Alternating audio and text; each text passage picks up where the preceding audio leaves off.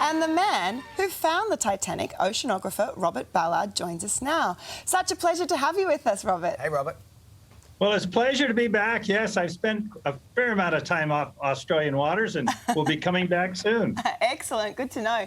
So just take us back to 1985. I mean, talk us through that moment that you discovered the Titanic and what mission were you on and what did you find?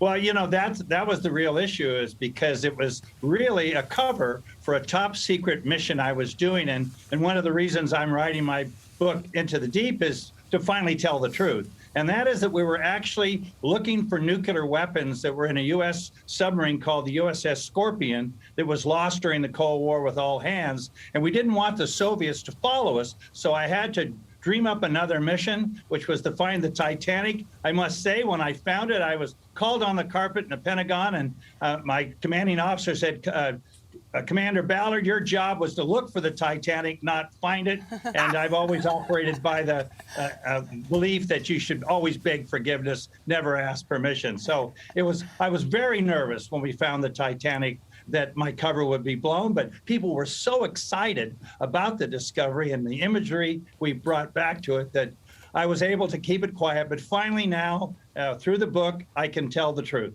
So what was that like when you were you're going through those waters and all of a sudden you found the Titanic? What was going through your mind?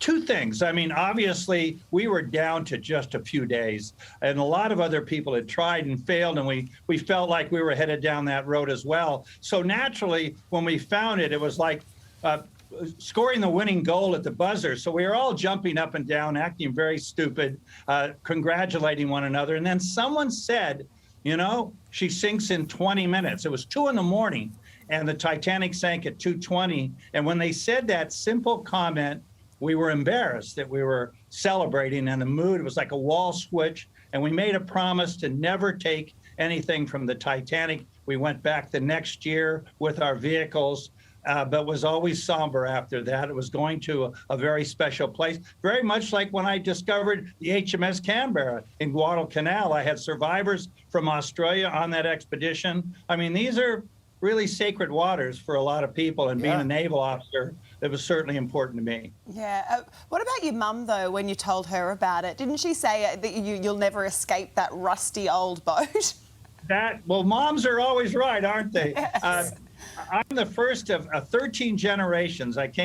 Family came from England in 1635, but I was one of the first generation to go to college. And my mom from Kansas, where all oceanographers come from, that's where I was born, was so proud that I was a scientist. I discovered new life forms in the ocean, hydrothermal, really important scientific discoveries on the origin of life.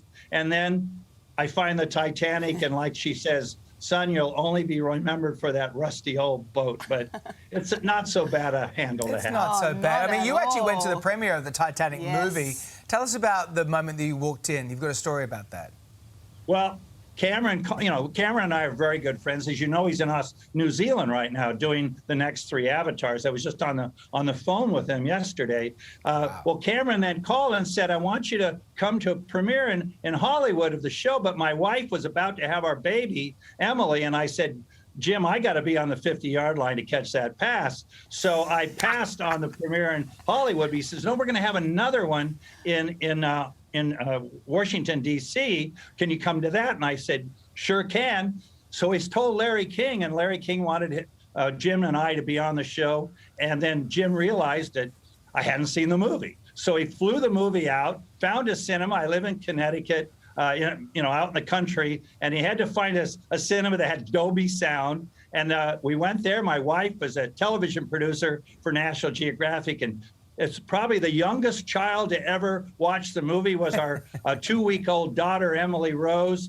But fortunately, we were the only ones in the theater, and she nursed Emily through the whole movie. And I'll never forget when she said, I got to go to the bathroom. And we were able to stand up and stop the movie while my wife was able to go. That's so funny. That is hilarious. What do you actually think of the movie? Oh, I loved it. I mean, I knew the old lady in her grave. I mean, I know the Titanic, the one I found, because I'm dyslexic, which I also talk a lot about in the book. I have a visual capabilities that are very unique to dyslexic people, and I've memorized the ship in my mind. But I really loved the movie because it showed me when Titanic was this beautiful lady. And as you know, we always refer to ships as women. Now we have mostly women on my ship. In fact, my ship right behind me, Robert, the EV Marvelous. sorry, Robert, to interrupt you. I'm going to leave you there, Robert, and we thank you for your time. Thank you so much, Robert, for being here and your patience for us interrupting you. Yeah. We are going to go to Melbourne now, where the acting Premier, James Merlino, is giving a COVID-19 update.